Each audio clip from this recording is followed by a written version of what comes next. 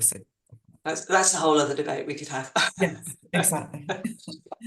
Excellent. Thank you ever so much, Kate. It's been lovely to meet you and for you to join us. Yeah, today. it's been an absolute pleasure. Thank you, Rebecca. Thank you, you. everybody. Great questions. Thank you. Thank you. So we come to our last speaker, who in fact there is a link, because before Mark Jackson came to PSPA as our Director of Policy and Influencing, he had worked at Marie Curie. In fact, was funding some of the research that you looked at, but particularly focusing on financial security for people end of life, and led their successful the 6 months campaign to improve access to fast track benefits for people who are terminally ill. But Mark's going to talk to us today about the My Neuro survey, which is being run by the Neurological Alliance. Thank you very much, Rebecca. Can everybody hear me okay?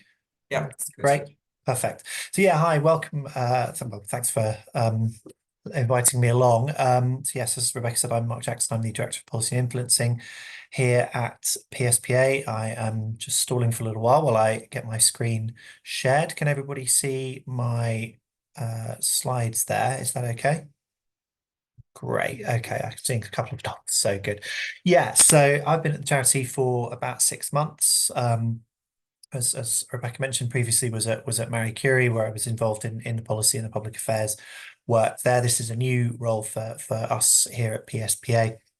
My role really is about helping us raise awareness of the conditions and some of the challenges that you're facing as people living with those conditions, among not only clinicians through things like the Royal Colleges and things, but also helping raise awareness among decision makers and policy makers, whether that's in the UK government, in the devolved administrations, within the NHS itself, and trying to address actually some of those challenges that people like Boyd have talked about earlier, around challenges getting services commissioned, challenges getting people access to the care and the support that they need when they're living with PSP and CBD. And a big sort of prerequisite for that is data. And you've heard, I think it's from some of the other presentations earlier that there is a bit of a data gap in PSP and CBD. We don't always know kind of what good looks like, or at least that there's not conclusive evidence in respect of that. So a big sort of early priority for me in my role is doing everything that we can to improve the data and the evidence on PSP and CBD that we have, and partly, of course, that's going to be through the research that we fund, but actually there are a few other things we can do as well. One of which we come on to is the My Neuro survey. So for those of you who don't know, My Neuro survey is run by the Neurological Alliances in the UK. Those alliances exist in England. There's one in Scotland, in Northern Ireland, in Wales, and indeed in the Republic of Ireland as well. It's a network, really, a coalition of more than 100 across the country, charities, organisations and professional bodies that are involved in supporting people with neurological conditions like PSP and CBD. We're involved in all of those neurological alliances to a greater or lesser extent. And really what the aim of those alliances is to do is, as it says there, to work together to ensure that anyone who's got a neurological condition like PSP, like CBD, is able to get the treatment, the care and the support they need at the right time. My Neuro survey, the Alliance has been running for a little while now. The latest edition of that is in field at the moment. It's the largest patient experience survey of its kind for people with neurological conditions. So the most recent version of My Neuro survey was back in 2022 and had more than 8,500 people with various different neuro conditions take that survey. And it has become, the biggest single source of data on patient experience for people with neurological conditions. It's been hugely influential in the past in terms of lobbying around commissioning services. So, again, you've heard earlier that it's not a statutory requirement for NHS bodies in different parts of the country to provide certain services or do certain things for people living with PSP and CBD. So we have to take a bit of a a sort of piecemeal and salami sliced approach to convincing the NHS to do some of the things we want to see. And My Neuro Survey, the data from that, people from other neurological organisations have found the results from this survey very, very influential in doing that. Similarly, lobbying to improve treatment and also improving care and support, whether that's again at that local level or at the NHS more centrally, it's been hugely influential, and it's a great opportunity, to get in and get some really, really good data on PSP and CBD, so we can hopefully have a similar impact for these conditions that other organisations have seen with respect to the conditions they kind of look after. So the survey itself can be completed either by someone who's living with PSP and CBD or by someone who's caring for somebody living with PSP and CBD, or indeed both. It takes about 20 minutes to complete. So it's a series of multiple choice questions. It covers really a wide range of things about your experience of living with the condition. So kind of you and your wider life, who you are, your sort of, I guess, your demographics, how old you are, where you live, roughly that sort of thing. When you were diagnosed, how long it took you to be diagnosed, the impact of your symptoms and the condition on you, on the person you care for, if you're a carer completing the survey, the health and care services you're receiving for your condition, and I guess crucially the services that you're not receiving or you're having trouble receiving. That it asks questions about those as well, and also around your kind of overall experience and feelings around your healthcare and any reflections you have on that. So it's completely anonymous. It won't ask you for any identifiable data. I think the most identifiable thing it asks you for is, if you're happy to give it, is your postcode, just so they can localize some of the data, but that's not a requirement. You could do it completely anonymously. It takes, as I say, 15 to 20 minutes to complete, and as I say, it's really hugely valuable. Why take My Neuro Survey? Well, as I say, it's an opportunity to make your voice heard about your condition in a way that doesn't take a lot of your time or your effort. It's an opportunity to really share your experiences of your care, your condition, the support that you have received, and indeed any problems there.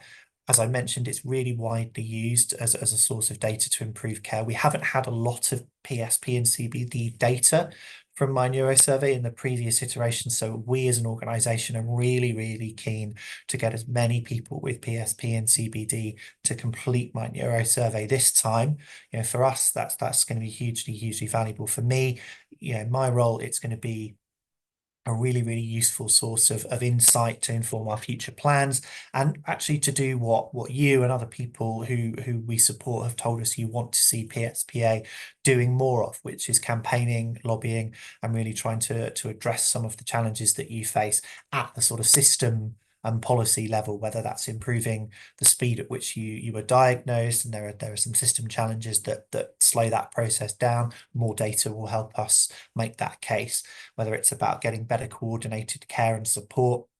A couple of times we've had continuing healthcare mentioned today. We know there are some real challenges in CHC. So again, better data and better understanding of people's experiences with those kinds of funding packages and challenges, getting those will only be helpful for us in terms of getting those conversations moving. An end to things like postcode lotteries in care and support across the country. Again, there aren't requirements on commissioning of some of the services in respect of PSP and CBD, so we know that your experience can differ vastly depending on where you are in the country. At the moment, I think it's fair to say we probably know that at the level of conversations with people when we go to different support groups over the UK. We probably don't have that at the level of data. So getting a really, really good set of data from this survey will help us again to strengthen those arguments about reducing some of those postcode lotteries that you're facing. Ultimately, as I say, the more people who complete the survey, the better. The data will be much richer, it will be much better, it will be much more kind of credible when we go armed with it into those conversations with decision makers. And also our friends at the Neurological Alliances will use the data alongside the data that comes from people with other neurological conditions to do some campaigning, to lobby governments around commissioning, etc. And I think just to give you a bit of an insight into what that can look like, sometimes when I talk about lobbying and campaigning.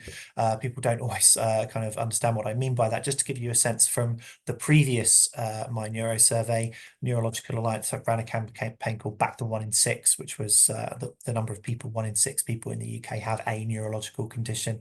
They had a petition which was signed by more than 19,000 people. They published a report. They did some campaigning work, as you see there outside of Parliament, and ultimately they were able to get in front of, you know, members of Parliament, government ministers, senior decision makers in the NHS, and make the case, use some of that data to push for some of the changes they and their supporters wanted to see. And it's very, very much our ambition at PSPA that we increasingly move into that space and start kind of lobbying and advocating and campaigning on your behalf to decision makers around some of the challenges that you tell us you face. So that's just a bit of a kind of mood board almost for what we hope to be looking to do in future. And again, really critical to getting any of that done is having the right data and the right evidence. So we're really keen. This is the spiel for people to get on and complete my neuro survey. It runs until the 15th of November, so about 10 weeks. 10 or so weeks left for people to complete the survey. You can do that online or you can get a paper copy. If you do need a paper copy of the survey, you can either email our partners at the Neurological Alliance on the email address there, or you can phone up. But as I say, you can also complete it online. It's really easy to complete online. If you are tech savvy enough to be on the Zoom call this morning, you are definitely tech savvy enough to complete my neuro survey. So you can go to the link there. That's a unique link for us that I've created for us at PSPA to take you to the survey, and we'll get you will be really helpful. So you go to tinyurl.com/myneurosurvey, or if you are super tech savvy and you have your mobile phone on, you can just scan the QR code that I've put up there, and that will take you directly to the survey. As I say, it takes 15-20 minutes to complete. If you were feeling really really keen, you could literally do that right now at the end of this call. You'd be done by lunchtime. And as I say, the more data we get, the better, and the more support, we hopefully will be able to provide you with that improved data. So I will leave that link up and the QR code up for a few more seconds, but that kind of is the end of my pitch, really. And if anybody has any questions, Rebecca, I'm more than happy to answer those from people as well. Yeah, I think you're right. If we just leave that up for the moment. So for any of you, all you need to do is open your camera on your phone and point it at the QR code, and it will come up with normally a little bit of yellow writing with the link through to the survey. But I'm sure we can get this out to everybody. We will do, yeah. Had signed up. There's been over 60 people on the call this morning. So if 20, 25 of you could do it, it would be a big chunk of additional people into our results. So thank you very much, Mark. Let me Absolutely. Any questions for you? Nothing at the moment, just some couple of last comments from the last bit, I think, was from Karen, just saying that if you had a systematic review on Tau and PSP, you'd need to ensure you had an appropriate question defined in advance. And from Kristalina, just noting what an excellent opportunity it had been, the joint meeting with PSPA and Cure PSP from America last year to get researchers together. If anybody has had there was some earlier questions in the box in some of the early presentations we didn't get to the end of. So we will copy those. We know who sent them to us, and we'll try and get answers and get those to you via email, because we have got those where we haven't been able to cover those today. But there aren't any questions in the box, so you got away with that, Mark. We'll leave that up. Fantastic. Yeah, no, well, as I say, thanks very much for the invite, Megan. And as just a plea from me to all of you, do get on even if you're not doing it right now, do get on and complete the survey. We will really appreciate it. And as I say, hopefully it will help us to better make the kinds of arguments that we know you want us to make in terms of improving some of the challenges we've heard about earlier in the session today. Yeah. Great.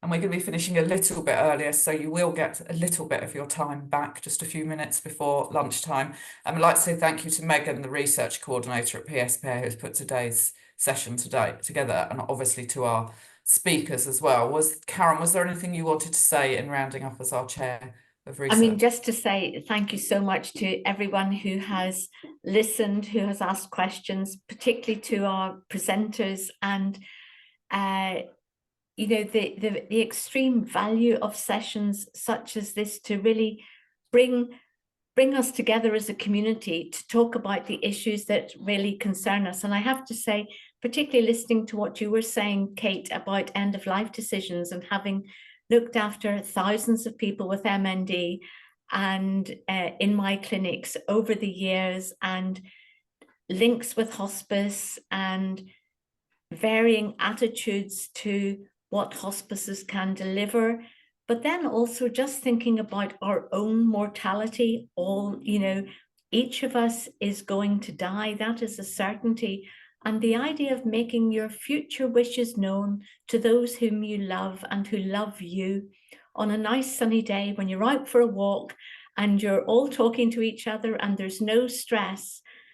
It's so important that we discuss those sorts of issues with those close to us, so people know what we really think. And you know, thank you for taking on the topic, Kate, today. But I can just sense that actually it's something that we may well want to come back to in another session. And you know, as someone who has spent their whole working career talking to people, giving bad news, if I ever gave somebody an alternative diagnosis in clinic, it was just such a relief, because I wasn't then immediately going into giving bad news, which is part of being a good doctor when people need a diagnosis. So there's so much to say there, and thank you for putting it on the topics for today. Can I just say something also just about my immediate impressions of symptomatic treatments in PSP and CBD? We've got to do better. And, you know, I'm so grateful to, you know, your Rob's talk in Cambridge, where they are trying therapies that, you know, have good evidence behind trying them. I am so not advocating that we do clinical trials for everything that might potentially be of benefit unless we have really good prior data that this might work. But I do hope that if we were to run this meeting with the same topic, symptomatic treatments, in 2 years' time, that actually we would have much more data on which to go forward. And I think that's a real challenge to us all. But please think back to that, my initial comments about SMA and me spending my Saturdays talking to parent groups about someday in the future we might have drugs that might help SMA. We now have a gene therapy that cures SMA, and actually the same thing might be round the corner for PSP, CBD. But one thing is certain is that, finishing on a morbid note, we're all going to die. Have you had that discussion about what you would like to happen? Because, you know, your family don't know, and you may think that your family do know, or your best friends may think that they know you, but actually, how well do we really know each other? I look forward to being involved lots more in the PSP Association. So thank you so much for giving me the chance to listen in and contribute today. And you know, on all the very best. And again, thanks to everybody who's contributed. Yeah, Thank you. Okay, have a nice lunch, everybody.